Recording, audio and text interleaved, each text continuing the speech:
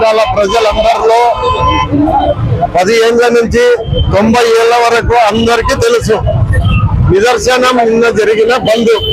మరొకసారి రిపీట్ చేస్తున్నా, ఆదోని జిల్లా వస్తే బాగుంటుందని తెలిసి నిన్న జరిగిన బంద్ కార్యక్రమంలో 10 ఏళ్ల కుర్రాళ్ళ నుంచి 90 ఏళ్ల వృద్ధుల వరకు అటెండ్ అయినారు.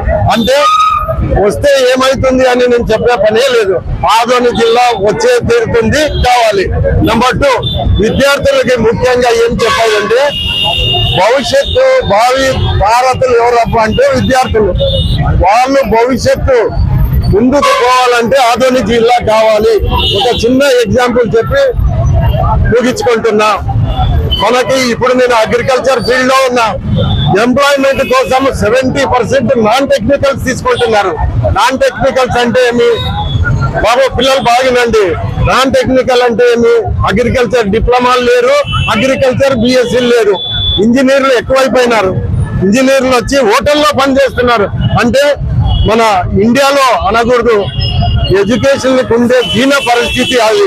ఒక్కసారి ఆదోని జిల్లా వస్తే డెఫినెట్ గా 5 నియోజకవర్గాల్లో అగ్రికల్చర్ బిఎస్సీ కాలేజీలు మరియు అగ్రికల్చర్ డిప్లొమా కాలేజీలు కూడా రావడానికి శత విధాలా ప్రయత్నిస్తాం. మనం అనుకుంటే జరగదంటూ ఏమి ఉండదు. Thank you. ముఖ్యంగా ఈ రోజు 26వ రోజు దీక్ష కూర్చున్నటువంటి స్టూడెంట్స్ కు మరియు ఫోటోగ్రాఫర్ అసోసియేషన్ కి జేఏసీ తరఫున కృతజ్ఞతలు చెప్తున్నాము. నా పేరు అశోక్ ఆనంద్ రెడ్డి, జేఏసీ.